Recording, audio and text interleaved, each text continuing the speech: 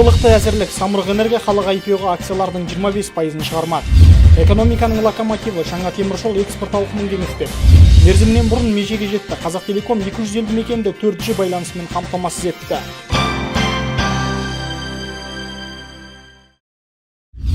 Акцияның 25%-ын халықтық IPO-ға, Самұрық-энерго халықтық IPO акцияларының 25%-ын шығаруды жоспарлап отыр. Энергетикалық компанияның құнды қағаздары қор нарығына келер жылы жол тартады.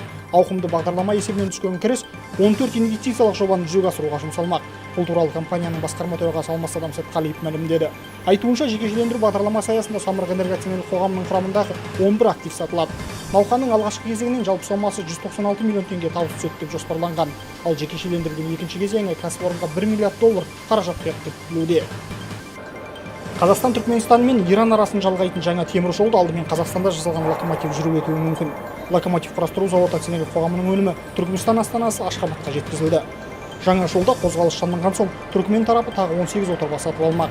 Өнімін Тәжікстан, Қырғызстан мен Украина темір жолдарына экспорттап келген кәсіпорын енді жаңа нарықтарға көз тікті. Қазақстанда құрастырылған локомотивтер Ресей мен Эстония аумағында арнайы сынақтан өтіп сыр бермеді. Қуатты кәсіпорын бүгінде қазақстандық үлесті 34%-ға арттырып, арбаға қажетті қосалқы бөлшектің 1500 түрін жергілікті жерде өндіріп отыр. Қазақтелеком акционерлік қоғамы 10 миллион 600 мыңға жуық тұрғыны бар 200 елді мекенді 4G қызметімен толық қамтамасыз етті. Жыл соңына дейін 2,5 мыңнан астам базалық станция орнатып, іске қосу жоспарланып отыр. 2017 жылға дейін тағы 142 аудан орталығы осы қызмет түріне қол жеткізеді. Осылайша 2018 жылдың 1 қаңтарына дейін барлық аудан орталықтары толықтай 4G байланысымен қамтамасыз етіледі. Қазір Қазақтелеком акционерлік қоғамы ауылдағы байланысты дамытып, жаңғырту жобасын жүзеге асырып жатыр. 1 қарашаға дейін осы бағдарлама аясында 171 базалық станция орнатылды.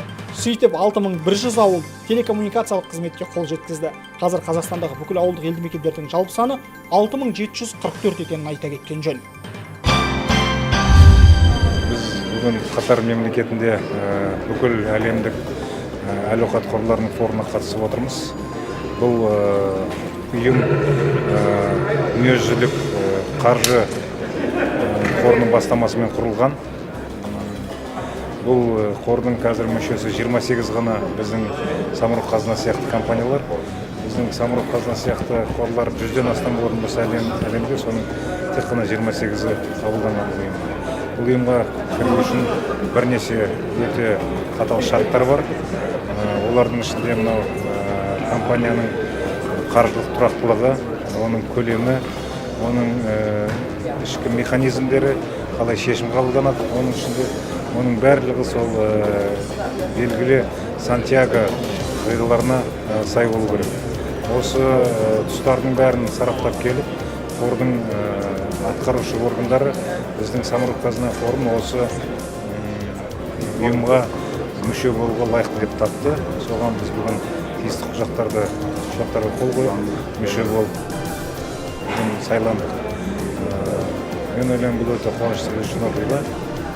Бұл ұйымның шеңберінде барлық мүшелерге тиісті көмек көрсетіп тұрады, сараптамаларды бөлісіп тұрады. Бұл әлемде экономикада не болып жатыр, үлкен эксперттердің жасаған сараптамаларын бізге үнемі жіберіп тұрады.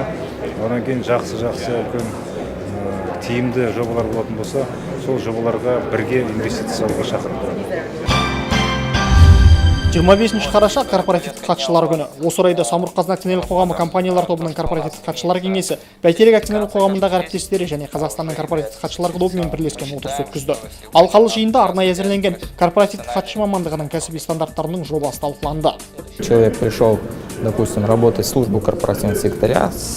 Институт бітіріп корпоративтік хатшылық қызметіне келген адамның одан әрі кәсіби тұрғыда шыңдалып, өрлеуіне 5 деңгейін белгіледік. Кәсіби стандарттық жобасында ол анық жазылған.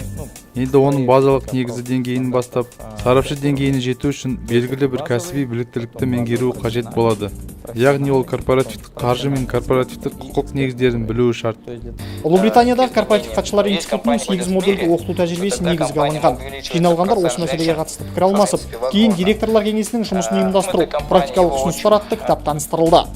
Это, по сути дела, первый том из нашего... Бұл бірлескен жобаның алғашқы томы. Мында корпоративдік басқару саласының кәсіби мамандарына арналған практикалық ұсыныстар топтастырылған.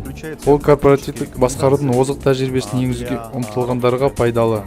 Директорлар кеңесінің мүшелері мен оның аппарат жетекшілері, топ менеджерлерге пайдасы тиеді деп сенемін. Отырыста корпоративтік хатшыларды сертификаттау мен одан әрі оқыту мәселелері кеңінен қозғалды. 2011 жылдан бері 100-ден астам маман корпоративтік университетте сертификациядан өткен. Қазақстан мен Ресейдің корпоративтік хатшылар қызметіне жасалған зерттеудің нәтижелері таныстырылды. Бірлескен отырыс соңында бірқатар корпоративтік хатшылар Қазақстанның корпоративтік хатшылар клубының арнайы алғыс хаттарымен марапатталды.